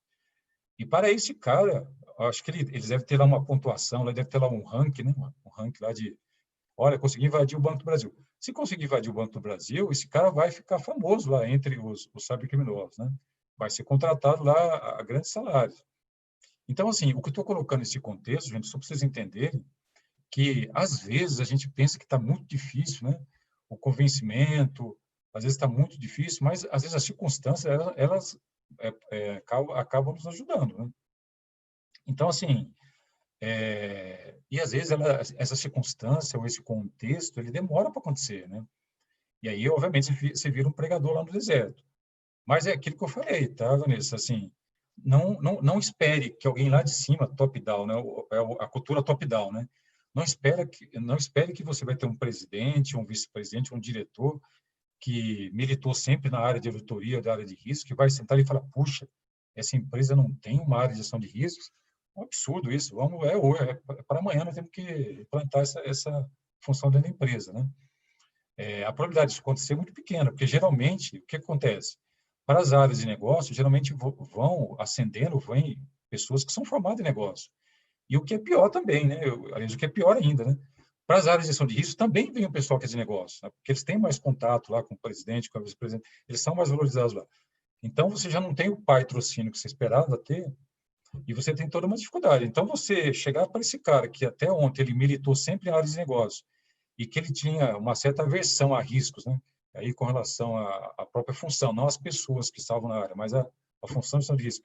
E querer convencer esse cara que é importante você aumentar investimento, melhorar a capacitação, melhorar infraestrutura, melhorar a gestão do risco, não é de um dia para a noite, né? Isso às vezes, e infelizmente às vezes vem com a dor, né? Às vezes não vem pelo caminho correto, porque a gente diz pelo amor, mas vem pela dor, né? É uma grande perda que vai causar na empresa, uma grande parada, né? Como estava o exemplo que o Escobar deu aí, como aconteceu com muitas empresas agora. Às vezes precisa de um evento dessa magnitude para você poder chegar aí. Então, assim, a maturidade dentro de um banco, ela não foi atingida de um dia para o outro.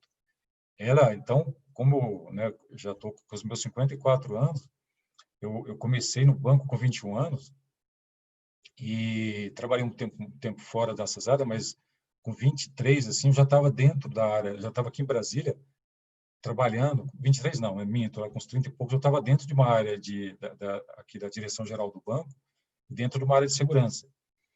Então, foi aí que eu comecei a ver o outro lado, né? Como que as pessoas consideravam a gente, né? E não era legal, cara. Era muita piadinha, né? O cara falava que você tinha que fazer treinamento para porte de arma, o cara falava que você andava armado. Então, assim, você tinha que ver uma série de piadas que não eram legais, assim, profissionalmente falando, né? Mas que a gente tinha que trabalhar com isso, quer dizer, era o ônus da profissão.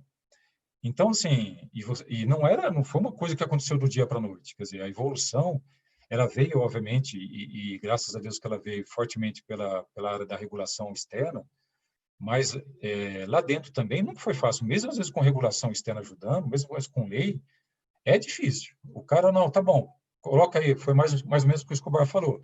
Às vezes você implanta lá uma função, coloca uma pessoa lá e fala, ó, agora tem aqui a função está implementada.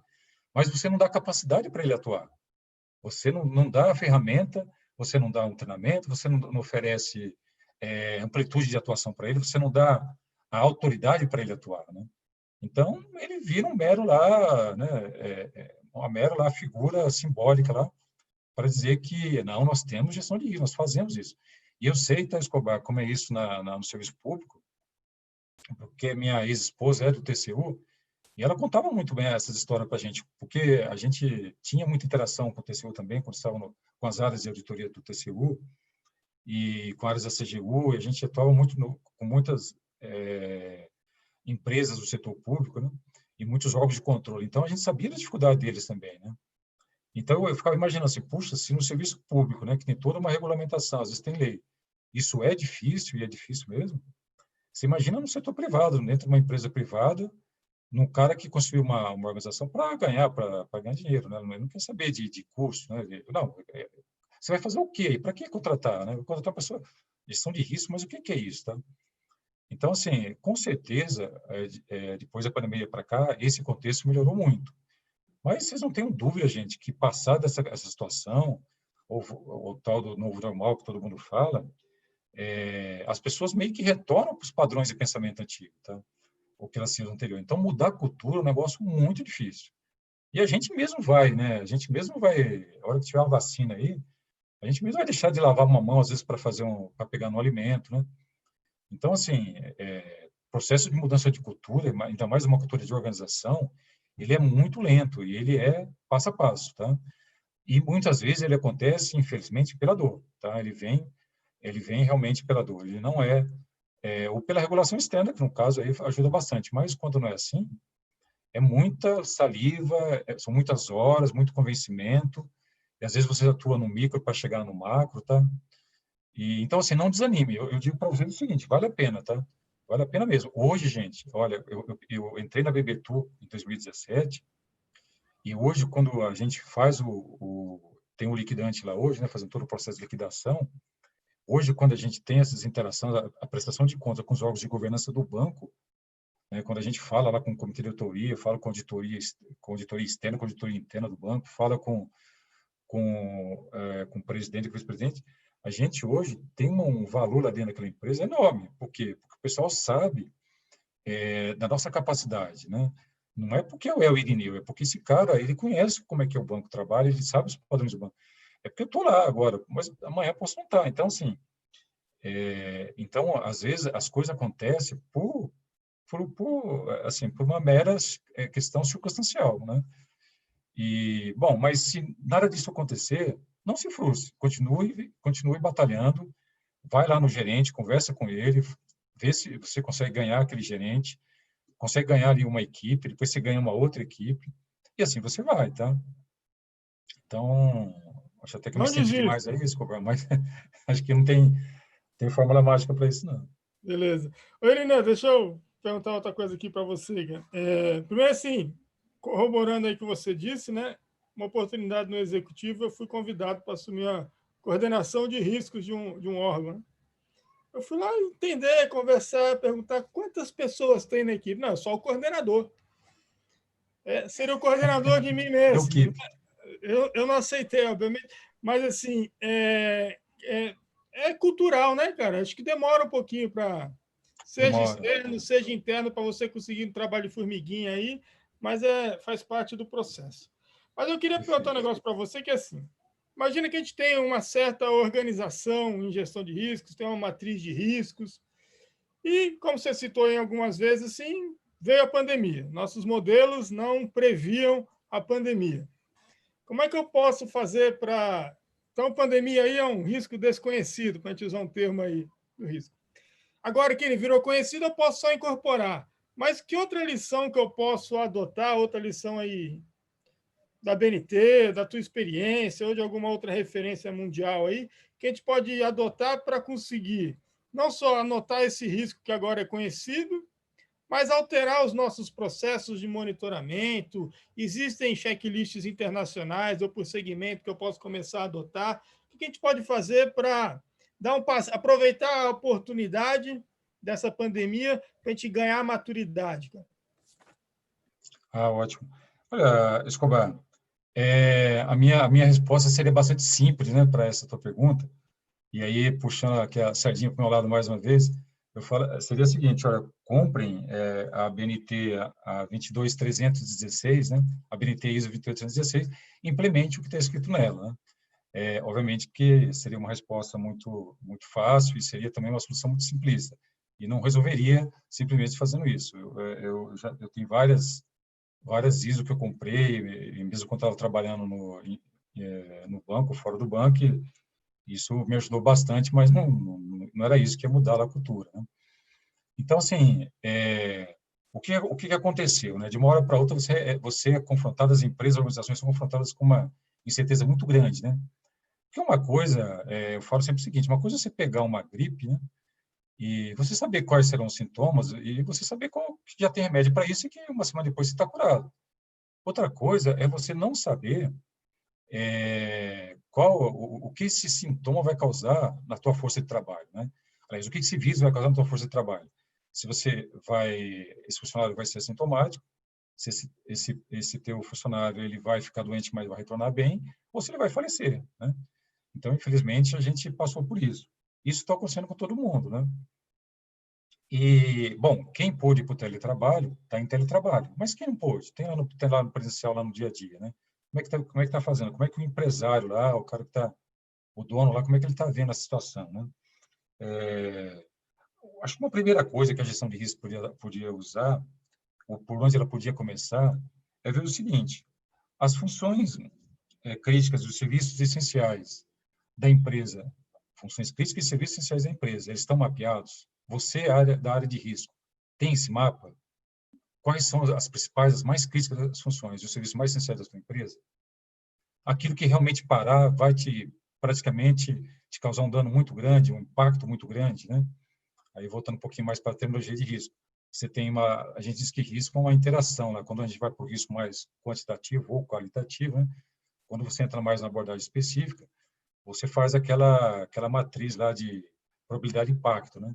Ou probabilidade de consequência. Quer dizer, você mapeou os fatores que pode, de alguma maneira, aumentar a probabilidade ou aumentar o impacto daquele risco nas suas funções críticas, nos seus serviços essenciais, né? Então, duas coisas. Primeiro, funções críticas, né? Aquelas que a empresa depende, ela está sentada em cima, sem aquilo ela não funciona, ela não opera, né? E serviços essenciais, ou seja, a prestação de serviço, né? Aqueles que, muito provavelmente, vai ser a sua maior fonte de renda, de receita, né? Ou aqueles, né? Então, isso aí o cara de risco tem que saber, tá, gente? E outra, não tem mais esse negócio de gente de risco, área de risco e área de negócio, e área de governança, e área de... Hoje tem organização, hoje tem governança e tem gestão, tá? Então, a governança, assim como ela dita lá, ela define lá as diretrizes, a gestão vai operacionalizar os processos, os projetos e as atividades para que aquelas diretrizes possam ser alcançadas, né, de alguma maneira. Então, isso está intrinsecamente conectado, ligado. Então, assim, se o cara não conhece o negócio, o risco do negócio, ele não sabe o que é essencial para o negócio funcionar, e vice-versa, quer dizer, o cara do negócio não sabe para que risco serve, então aí você tem um contexto, né, uma conjuntura muito ruim, bem ruim mesmo, né? Então, assim, por onde você tem que começar? Por esse mapeamento, quer dizer, eu quero agora eu quero melhorar a resiliência, ou seja, a capacidade da minha empresa absorver e se adaptar a uma situação de mudança. Porque essa pandemia tem uma hoje, mas pode ter outra amanhã. Ninguém está livre dessas pandemias. Nós estaremos mais, né? Elas têm ocorrido com maior frequência, tá? Então, assim, comecem a mapear, se já não fizeram, as funções críticas dos serviços essenciais, aquilo que realmente é impactante para a tua empresa, aquilo que pode ter, embora às vezes uma probabilidade pequena de ocorrer, mas se ocorrer, o impacto é muito grande, né? Então, esses riscos são os mais importantes. E aí você volta para a tua matriz de risco, você vai atualizar a tua matriz de risco. O que você tem que fazer basicamente lá? Pelo menos o que eu fiz lá na BBTU, né? Primeiro, a gente começou quando a gente começou a falar em teletrabalho, quando a gente começou, bom, a gente tem lá um planejamento, a gente tem um plano, como qualquer empresa tem, a gente tem um planejamento, a gente tem os recursos para executar esse planejamento e a gente tem prazos para executar esse planejamento. E tem um patrocínio que agora é o banco. Era a empresa antes quando tinha alguma receita, nem era, porque já estava tendo prejuízo, né? Agora tem um banco. O banco, todo mês, ele questiona, poxa, quanto está gastando esse processo, né? Então, assim, se você tem, e qualquer empresa tem que ter isso, um planejamento, um estratégico, tem que ter objetivos, tem que ter metas, e tem lá o mapa de processo daquilo que é essencial, ela tem que ter, o cara de risco tem que conhecer muito isso. Então, quando for fazer lá o Balance Scorecard lá, não sei se todo mundo conhece essa ferramenta, mas para ser mais simples, quando forem fazer o mapa estratégico, cara, tem que estar todo mundo sentado junto, né? O gerente de riscos, ou então o diretor de riscos, ou, sei lá, tem que ter alguém de risco dentro desse contexto, né? Ele tem que estar participando dessas decisões, do estabelecimento de visão, da missão, dos objetivos estratégicos. Ele é parte, ele não é mais alguém que vem depois, né? Ah, não, vamos fazer os negócios e depois a gente vê como é que fica o risco. Não, isso tem que estar junto, nasce lá junto com o negócio, tá? E em 2015, quando a supervisão bancária, o G20 lá, muita coisa que vem para a supervisão bancária inicia pelo G20, pelo grupo das 20 países mais ricos, a preocupação deles com a questão do sistema financeiro era muito grande, né, por questões da quebradeira de banco que teve nos Estados Unidos. Então, assim, e nesse ponto, os bancos estavam mais avançados, quando a gente falava em resiliência, né, ou seja, você ter uma boa capacidade de absorver e se adaptar à mudança, né, e geralmente quando elas são boas é mais fácil, mas quando as mudanças são ruins, aí fica muito mais difícil se adaptar, né? Veja o que está acontecendo com a gente, ficar isolado dentro de casa. Então, assim, lá atrás, já em 2015, a supervisão bancária já se preocupava com isso e lançou e obrigou os bancos centrais de todos os países que são signatários dos acordos de Basileia e de outros acordos a elaborar os seus planos de resiliência, seus planos de recuperação. O que é isso, basicamente? É colocar dinheiro, gente, para garantir a liquidez do banco. Vamos supor que, de repente, todo mundo dá uma louca. Aliás, isso não é uma panaceia e nem era um evento improvável, não. E eu não sei quanto a vocês que estão me ouvindo, mas até pouco tempo atrás, eu estava com medo de o governo, esse governo fazer como fez o Collor lá atrás, né? Para quem é da época do Collor aí, né? Ou seja, pegar o nosso dinheiro que estava aplicado e falar, olha, esse dinheiro vai ficar preso aqui. Ninguém saca mais. A aplicação que está aqui vai ficar aqui. Começou a se aventar essa possibilidade. Começaram em alguns grupos que eu participava, esse tipo de risco, né, começou a aparecer. Quer dizer, o governo congelar todas as aplicações lá e falar, olha, agora esse dinheiro vai ficar aqui por 2 anos ou por 1 ano, né, e ninguém mexe no dinheiro. Então, assim, você começa a pensar, quando a gente fala em sistema financeiro, você vai começar a pensar em liquidez, quer dizer, você tem que ter um colchão de liquidez, e você, como pessoa física, também, você tem que ter lá uma poupança, né? Por que você faz poupança, né? É um dinheiro que você sabe lá, se ocorrer, né, uma doença, a gente espera que não ocorra, mas se acontecer qualquer evento que você não estava prevendo, ou então cuja probabilidade de ocorrer era muito pequena, mas cujo impacto financeiro, seja lá o que for, ele é muito grande, nesse caso a gente está falando mais da questão financeira, você tem que estar preparado para poder absorver isso, né? A questão da adaptação ela vem depois, mas naquela hora o que interessa é, pô, seu filho, sei lá, quem está lá numa UTI, você vai pagar, sei lá, 40, 50 mil de UTI lá por 2 ou 3 dias que ficaram na UTI.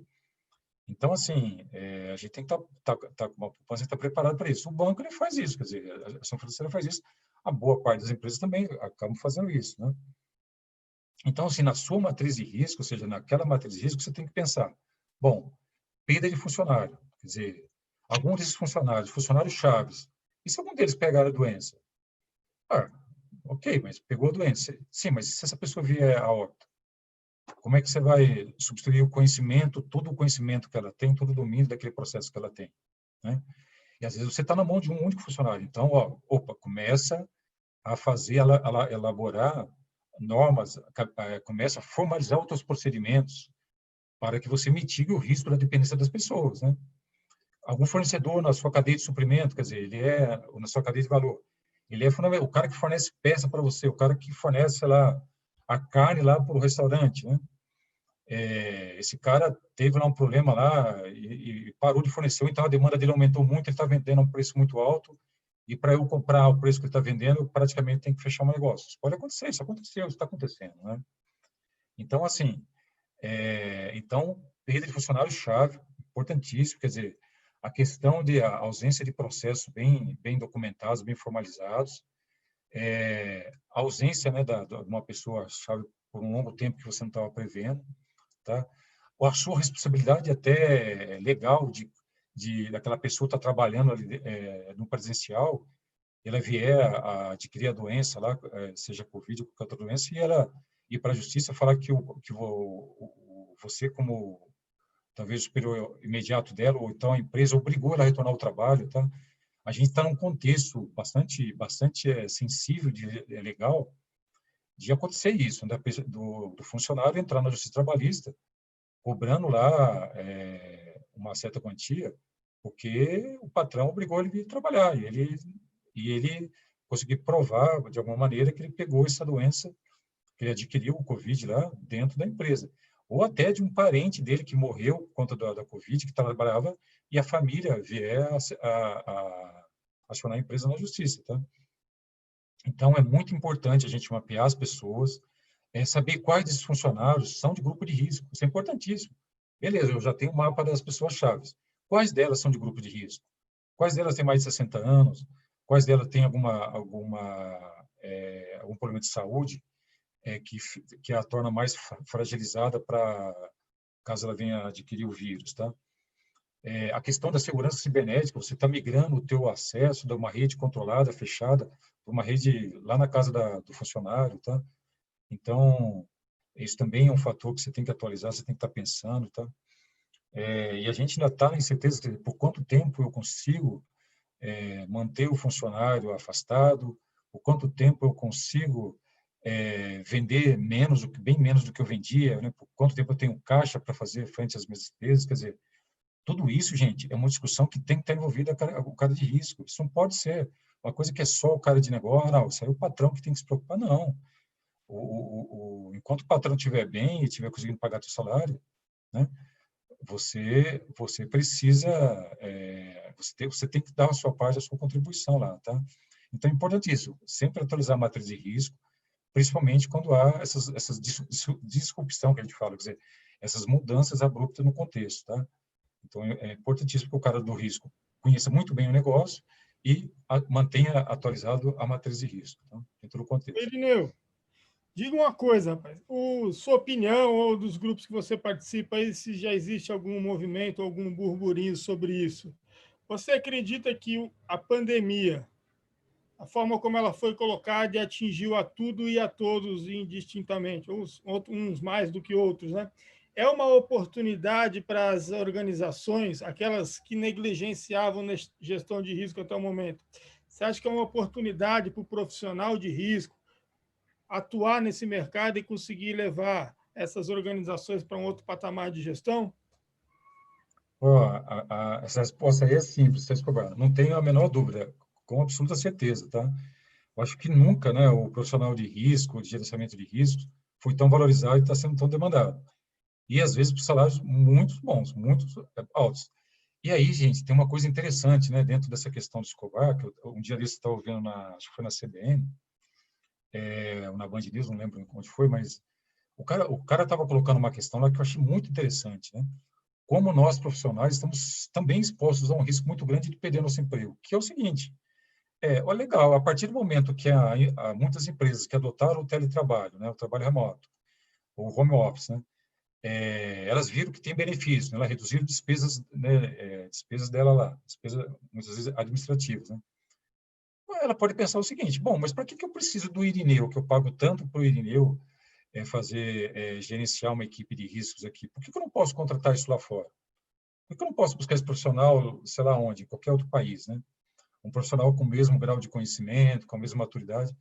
Então, assim, nós também, como profissionais, estamos vulneráveis, né? Porque o teletrabalho, ele desloca, né? Ele é um trabalho que não precisa deslocar o trabalho para casa, para o local onde o profissional está. Ele acontece onde o profissional está. Mas o profissional pode estar aqui em Brasília, o profissional pode estar no Rio, em São Paulo, em Minas, seja lá onde for, ou lá na Bahia, seja lá onde for, mas ele pode estar em qualquer país, em qualquer lugar do mundo, né? Então, assim, por uma relação aí, às vezes, de custo-benefício, o chefe, lá, o patrão, seja lá quem for, pode se dizer, não, eu vou contratar essa mão de obra lá fora, né? Porque eu consigo um valor maior. Então, assim, e por isso, gente, que é muito importante a questão da capacitação, do conhecimento e a capacitação contínua, né? Não tem mais, porque se a dinâmica do negócio ela está mudando, se de uma hora para outra, né, uma boa parte de pessoas, de profissionais, tiveram que prestar trabalho em suas residências, se uma boa parte dos empresários, né, dos donos de empresas, pequenos ou grandes, seja lá o que tamanho for, tiveram que investir em aplicativos, em tecnologia, tá? Então, esse risco que era localizado, era muito bem controlado ali dentro de um espaço físico, ele está aberto, ele tá no mundo, né? Ele tá exposto.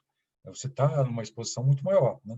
A probabilidade de ocorrer um evento de risco, que às vezes na sua matriz de risco, aí novamente como é importante a matriz de risco, você rever a avaliação do seu risco, aquele risco que aparecia lá como verdinho baixo lá, ele foi de uma hora para outra ele foi para um vermelho, risco extremo ou risco elevado, né? por conta da mudança das circunstâncias. Então, assim, e aí, gente, você profissional de riscos, você que atua, ou deseja atuar nesse risco, é atualização contínua. Você vai ter que conhecer mais de tecnologia, você vai ter que dominar mais ferramentas de BI, de Business Intelligence, você vai ter que dominar ferramentas de programação, você vai ter que dominar ferramentas de análise de dados, né? De análise de grande massa de dados, dos Big Data. Não tem como ser diferente, né? Então, assim, hoje, muitas vezes, quando eu estou lá no LinkedIn, né? Foi lá que o Matheus me encontrou, acho que deve ter encontrado o Escobar lá também, e eu olho de vez em quando, né? Eu tô mais assim para pendurar a chuteira até Escobar do que procurar outros empregos, mas o pessoal me manda os convites lá, né? E aí eu fico vendo assim como está aumentando o grau de exigência, de domínio de língua, a língua inglesa praticamente virou arroz com feijão. Então, ter fluência em língua inglesa, eu estou falando aqui de boas empresas, de bons salários, de bons profissionais, né? Praticamente virou. Então, assim, a lista de requisitos, que antigamente era pequenininha, né? Que bastava você ter uma formação superior e, sei lá, alguma experiência lá, algum conhecimento nessa área de gestão de riscos ou alguma atividade similar, hoje ela aumentou bastante. Quer dizer, o cara te pede lá uma série de certificações, te pede fluência em língua inglesa, te pede conhecimento, domínio de ferramentas de análise de dados, né?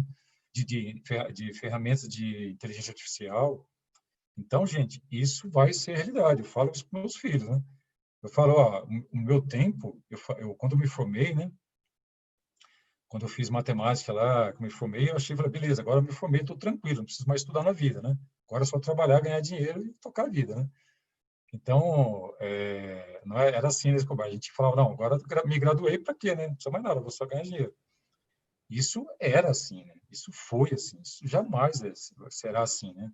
Então, eu falo para o meu filho, eu não sei se eu tive sorte ou azar, mas os meus 34 anos de Banco do Brasil, eu consegui me manter com a minha graduação, né? Eu fiz depois 2 pós-graduação, mas foram MBAs, não foram estricto sensu, né? Mas elas foram suficientes para eu poder ascender dentro do banco, fazer uma carreira no banco, e que me dá condições de ter uma aposentadoria hoje, que me dá condições de viver razoavelmente bem. Mas isso não é a sua realidade, né? Meu filho vai fazer 13 anos e minha filha vai fazer 18, ainda esse ano. Então, fala para eles, olha, infelizmente ou felizmente, né? Porque aprender é muito legal, eu adoro aprender, eu estou o tempo todo aprendendo, né? Eu digo que eu não me satisfaço com resposta pronta, assim, às vezes com resposta muito rápida, muito simples, né? Porque as coisas não são tão simples. Então, então eu falo assim para eles assim, vocês vão ter que estar estudando o tempo todo, e o profissional de risco não é diferente. Atualização contínua, domínio de ferramentas, domínio de língua, né? Mas, olha, uma coisa que eu falo para vocês, compensa, porque a demanda aumentou e os salários aumentaram muito. E não é no Brasil, isso é no mundo, tá? Então, isso está acontecendo bastante, principalmente, gente, hoje, o que está mais moda é o cybersecurity, né? A cibersegurança, segurança cibernética, desculpa. Mas isso daqui a pouco, pode ser relevante para você, por exemplo, sei lá, vai surgir algum novo tipo de risco que a gente está vivenciando agora. Por exemplo, sei lá, o cara que consegue criar modelos matemáticos, ou talvez modelos não quantitativos, pode ser modelos qualitativos também, de prever pandemias. De repente, esse cara vai ganhar uma fortuna, né? Ou ele vai ter um emprego garantido por um bom tempo, tá bom? Boa. Ô, Irineu, antes da gente finalizar, rapaz, por causa do horário aí, o Daniel colocou uma questão aqui. Daniel Oliveira, ex-Banco do Brasil, ex-PMI. Daniel é nosso colega lá na HDI Agov também. Primeiro, ele agradece, parabeniza você e as minhas piadas aqui. E ele questiona assim, com a LGPD, a gente não falou de LGPD hoje, mas a Lei Geral de Proteção de Dados, não se torna necessária uma gestão de risco, mesmo que básica, cara? Não é mais um fator que impulsiona a gestão de riscos? Assim, oi, Daniel, prazer aí ter a sua audiência aqui, ex-colega de banco aí. Não tem a menor dúvida, também é uma pergunta simples de responder, porque realmente a questão regulatória agora, ela vai exigir dessas empresas, né? Eu não me aprofundei em LGPD, porque a minha área de atuação ainda não me exigiu isso. Mas o chefe lá esses dias eu estou ausente lá, mas ele já me mandou um monte de coisa aqui para ler sobre LGPD, porque o Congresso lá, de uma hora para outra, resolveu que, ó, a lei está valendo, né? o Senado lá deu uma canetada lá e falou, ó, o negócio está valendo. Então, pegou meio que todo mundo de surpresa, né, Escobar? Então, assim, que ótimo que veio, né? Que bom que veio. Então, assim, é mais um, né? Mais um fator aí, mais uma ajuda, né? Para que as organizações, as empresas, né? Elas possam se adequar, elas vão elas terão que estar em conformidade com a lei, né? Sobre risco aí de penalidade, até de multas, né? Então, que bom que chegou, que bom que veio, né? Quem achou que poderia demorar mais, acho que foi pego de surpresa, mas é, como a gente sempre fala, né? Quando tem uma ajuda externa, quando vem uma ajuda regulatória, né? Desse tipo, por exemplo, ótimo, né? Isso ajuda bastante, né? Isso vai dar incentivo, vai dar apoio, vai fazer com aquelas pessoas que eram céticas ou que achavam que gestão de risco era só despesa, elas vão ter que, sim, elas vão ter que fazer um mínimo de gestão de riscos lá, principalmente quando você manipula dados de terceiros, né? Então, isso aí não tem dúvida. E qual organização hoje que não manipula nenhum dado de terceiro, né? Só se for uma, sei lá, uma organização que, mesmo, né, eu falo que mesmo no casamento, né, Escobar? Você tem dados da tua esposa, você sabe o quanto ela tem na conta, quanto você tem na conta. Então, assim, é impossível numa sociedade, né, empresarial, familiar, ou seja, do tamanho que for, você não compartilha dados de terceiros, você tem dados. Então, se você tem dados, você está sujeito à lei. Portanto, você vai ter que fazer algum tipo de proteção. E quando você fala em proteção, você está lembrando em questões de segurança, em questões de gerenciamento de risco, que vão ser necessárias aí para você estar em conformidade com a lei, tá? E uma coisa, eu falo assim para vocês, tem lugar, gente, tem país que as normas, né, como a ISO, por exemplo, elas são praticamente leis, né? E aqui no Brasil acontece isso com algumas áreas. Por exemplo, a construção civil, acho que a construção civil, com certeza, essa eu sei. Se você não, se o seu projeto lá, o Escobar, acho que talvez pode me ajudar mais nisso, se o seu projeto lá não tiver de acordo lá com a BNT, tem lá um número que eu nunca lembro, né, uma coisa lá 5 mil e pouco, às vezes o seu projeto o seu quadro lá de distribuição, a sua estrutura lá, se ela não tiver atendendo aos requisitos da ISO, aquele prédio ele para, aquela obra ela é parada, ela fica lá esperando você estar em conformidade. Infelizmente, isso ainda não acontece com a gestão de riscos. A gente tem as normas de gestão de riscos, as normas de segurança da informação, todo um arcabouço, e são várias, gente, são várias normas, são muitas normas, vocês não têm ideia, né? E de quantas normas são. Então, assim, mas as pessoas, a pessoa olha para aquilo ali, tá bom, é isso, 30 mil, o que é isso? Não dá mínimo, né? Mas a gente torce para que um dia, e isso está acontecendo, tá? O governo hoje está lançando o edital, os órgãos públicos hoje, da administração pública, estão lançando edital e estão pedindo certificação baseada em ISO, tá? Em ISO de segurança, ISO de riscos, tá? Então, o mercado está sendo muito demandado por esses profissionais, também por essa exigência do próprio órgão público, né? Que demanda muito o mercado, colocando como requisito estar em compliance, estar em conformidade com o ISO, com ISO de gestão de risco, com outros ISO de segurança da informação, tá? Então, isso de fato é sempre um fator que ajuda bastante. Beleza. Irineu, antes, lembrar pessoal aqui que está nos acompanhando no Zoom e no YouTube, coloquei no chat aqui o link da nossa pesquisa de sentimento do participante. Então, vai lá, diga qual é o seu sentimento para a gente, clica aí e ajuda a gente a estar coletando esse feedback, que isso retroalimenta o nosso modelo e a gente tenta prover serviços sempre melhores aí para a comunidade. Irineu, estamos chegando aqui no final, rapaz. Abri para você suas palavras finais, considerações, fica à vontade. Bom, mais uma vez, agradecer aí a audiência, né? A todos que estão ainda na audiência. Agradecer aí ao Pemar mais uma vez, o Escobar, por compartilhar comigo aqui essa discussão, né? Esse bate-bola aqui, não é palestra, né? Não é aula, nada disso. É um ambiente mais descontraído e também é uma questão que a pandemia trouxe de legal, eu acho, né? Que é essa questão do Zoom aqui, dos canais virtuais de comunicação. E, assim, eu resumiria tudo, gente, é o seguinte, olha, nunca esteve tão evidente essa questão, a importância, a necessidade das organizações gerenciarem bem seus riscos, tá? Ter uma gestão eficaz de risco. Nunca teve tão evidente, nunca teve tão, assim, sendo necessária, né? Nunca teve tão colocada a, a mesma prova, né? Essa questão de você controlar melhor seus riscos, né? Porque quando a gente fala de gestão de risco, parece que não, controle e risco são duas coisas que são casadas, elas são consequentes.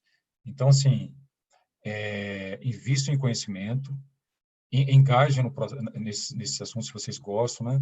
Se vocês gostam também, gente, o trabalho na BNT, o trabalho no comitê da ISO, ele é um trabalho voluntariado, ele é aberto. Quem quiser participar, não participar assim como tem muitos que vão lá, tá? Às vezes tem pessoas que vão para colocar assim, lá quando ele vai vender um trabalho com uma empresa, quando ele coloca no currículo, vender que, olha, eu sou membro do ISO, tal, tal, tal.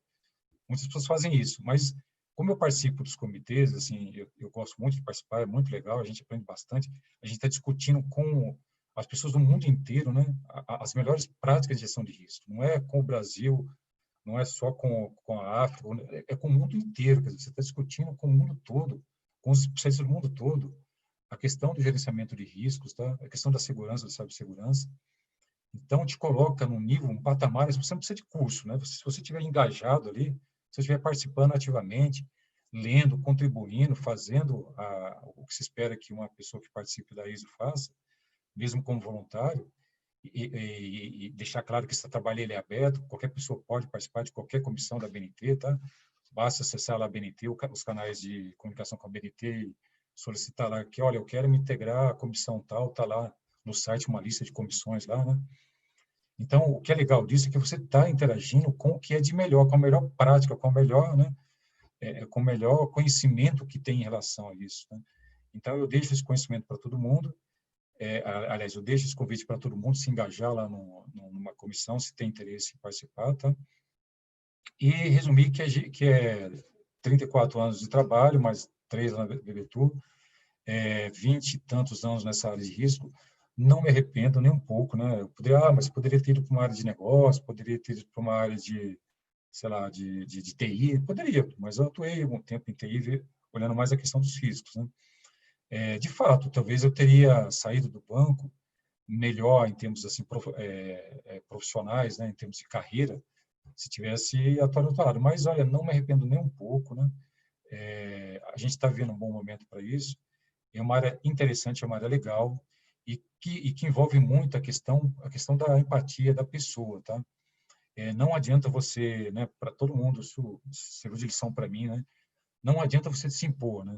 Não adianta você se impor pelo top-down, né? Porque faça isso porque eu estou mandando, ou senão eu vou te dar uma recomendação, então o chefe lá... Não, nunca aborde por aí, tá? Use exemplos simples, usam coisas simples, como eu usei da bicicleta, né? Muitas vezes você vai discutir com o gestor lá do processo, ele não tem noção zero, ele tem noção zero de risco. Ele não sabe o que é gerenciar riscos, né? E não é por culpa dele, é porque a organização às vezes não deu essa oportunidade para ele, né? Então, explique para ele, né? Diga para ele o que é, mas explique de uma forma simples. Traz para o cotidiano dele, traz para a realidade dele, né? Traz para aquilo que ele possa chegar. E aí você começa a entrar com o jargão técnico, né? Porque se você já vem com tecniquez, já vem se impor dessa maneira, você muito provavelmente vai ganhar um inimigo do outro lado, outro cara que vai fechar as portas. Então, assim, mantenha as portas abertas, você não assim, como uma pessoa que está ali para ajudar, né? E, de fato, você está ali para ajudar. O papel da gestão de risco é ajudar a organização a fazer o quê? A atingir os seus objetivos. E o risco só faz sentido existir se a organização tem objetivos muito claros lá, né? Então, acho que o meu recado é esse. Vale a pena e se envolvam e mantenham as portas abertas, né? Ganhando o gestor, comece pelo chão de fábrica até chegar lá no topo, que às vezes é o caminho mais demorado, mas também é o mais fácil, tá bom? Beleza. Irineu, obrigado, cara, por compartilhar aí com a gente teu conhecimento, teu tempo, tuas experiências. Acho que o assunto ele é apaixonante, riscos, né? E não vou dizer que está na moda, mas mais relevante ainda no contexto atual.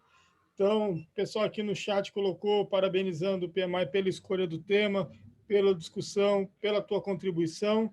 Então, quero estender o agradecimento a você, a todo mundo que nos assistiu desde o começo até agora, ao PMI pela organização do evento e desejar boa noite a todos aí. Brigadão, viu, cara? Valeu, obrigado a todos, tá, gente? Boa noite a todos aí. Boa E noite. fico à disposição para qualquer outra dúvida via aí os canais que vocês tiverem aí, tá bom?